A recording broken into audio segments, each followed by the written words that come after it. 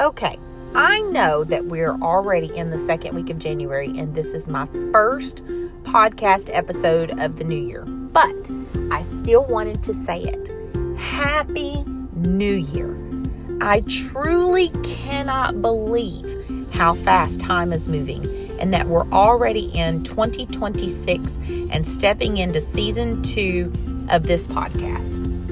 Welcome back to Makin Macon Encouragement Chaos. I'm Susan Rayner, pastor's wife, homeschool mom, small business owner, and your friend in the somewhat messy, complicated middle of life. And if you're new here, welcome. I'm so glad you're here, and I truly hope something in this episode encourages you right where you are. And if you've been here for a while, thank you.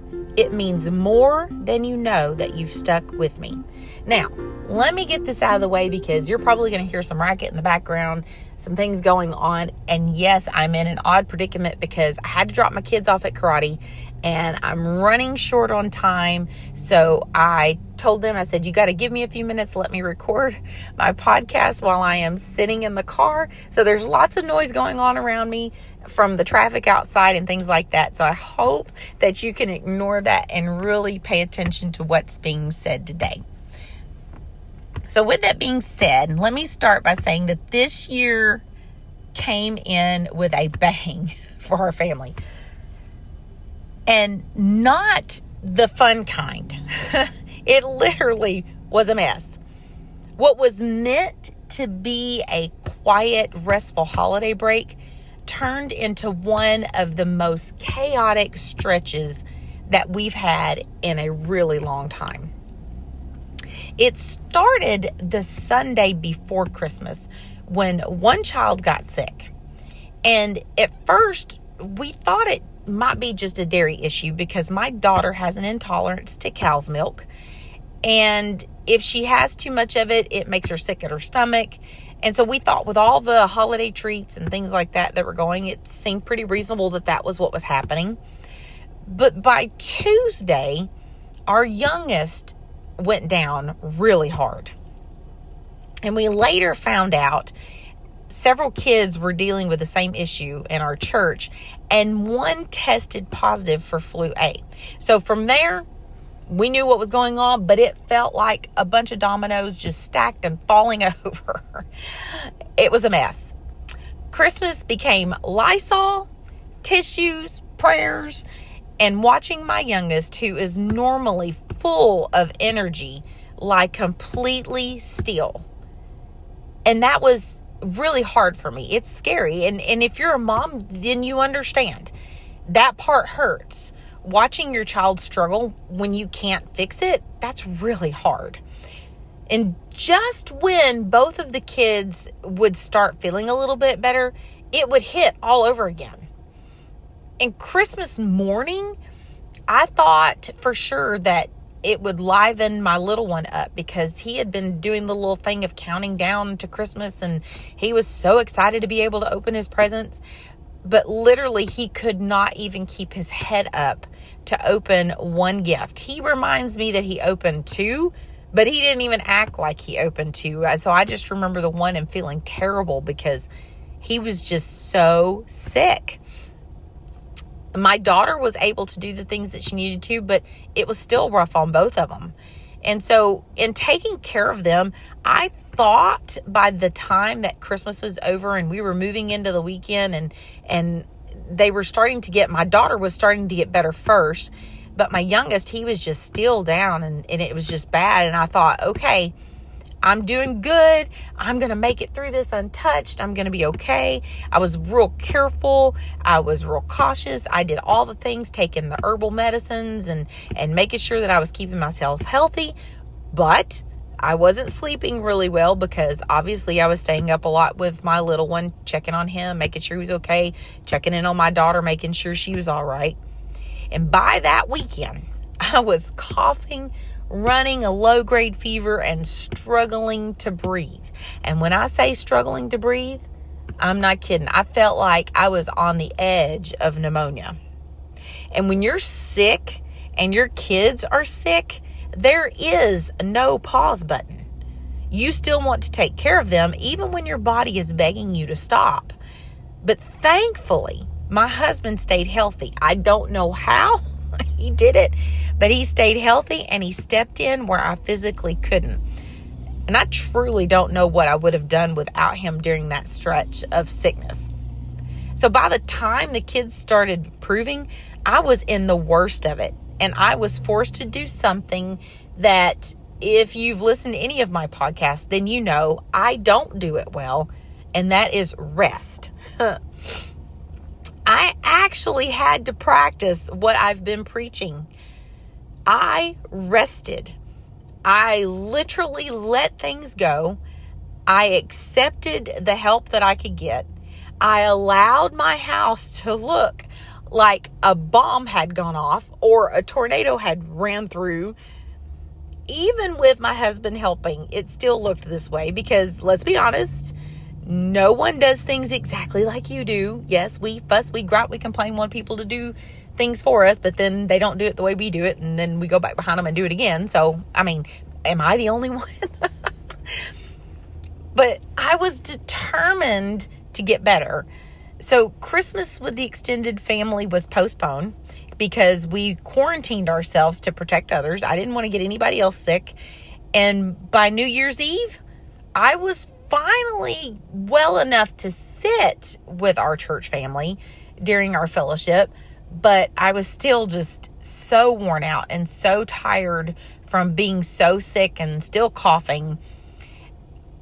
So it just lingered. The cough, it lingered. And it wasn't until just this past week that I started feeling anything like myself. And honestly, I was thankful that we homeschool. I don't know how families who have to push through work and school manage. I truly feel for you because that's a lot to have to do that. And that's why I was so grateful that we homeschool, because I was able to take care of myself and my kids, and we could work around school the best that we could because we started back right after the first of the year, and we were able to pace ourselves and do the things that we needed to and still remain at home and recover. So for those of you that are working moms out there and have kids in school and you're still having to do it all, bless you. Bless you so much. Not saying that as homeschool moms have it easier, because it is hard, because we still continue to do things so we don't back it up. But I'm just saying, I feel for you. And I'm so grateful for those of you that work and take care of your families that way. You are blessed. So we finally celebrated Christmas. I know I seem like I'm rambling, but I'm going somewhere with all this. But we finally celebrated Christmas with our family this past week. And thankfully, they were very understanding and grateful that we didn't give them the present of the flu over Christmas. But looking back, I can see why we ended up getting sick. We were exhausted. We were running nonstop. We were burned down to fumes.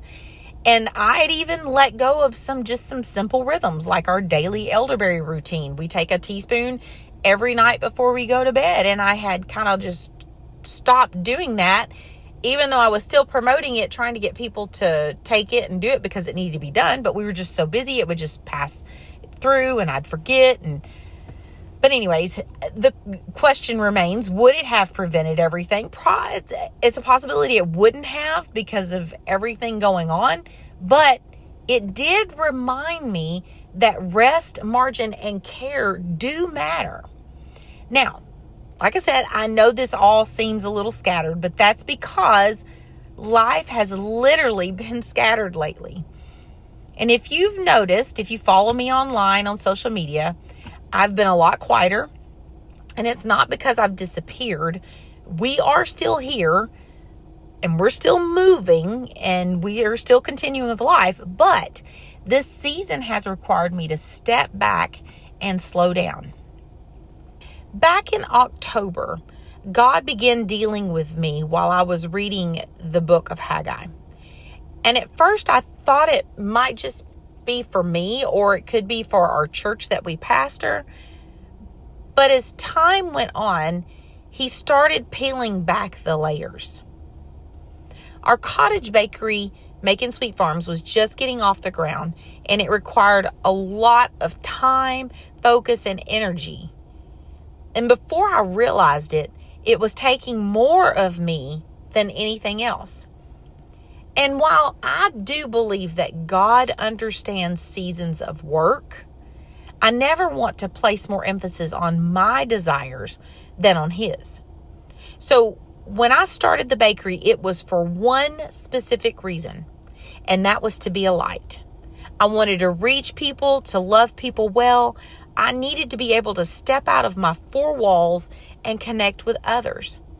Because, admit it, if you're a stay-at-home mom, you understand, you get locked in, you're constantly at home. It's easier to do grocery pickup. It's easier to just stay at home in your four walls and cook your dinner and everybody just do their thing there at the house instead of having to get out.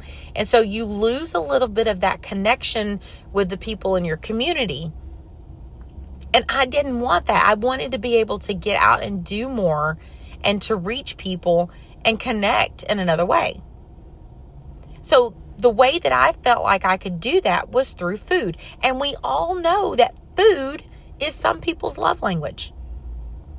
I wanted people to come for the bread and the cookies, but what I most wanted was for them to come and leave having felt the love of God. And yet, through all of this, I find myself asking a hard question.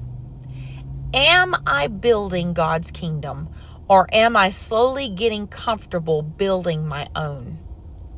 Had my focus shifted to making a product to make money instead of reaching a world that is in need? I didn't feel condemned, I felt gently rebuked, like the Lord was asking me to look at where my attention had quietly shifted. It brought scripture back to mind.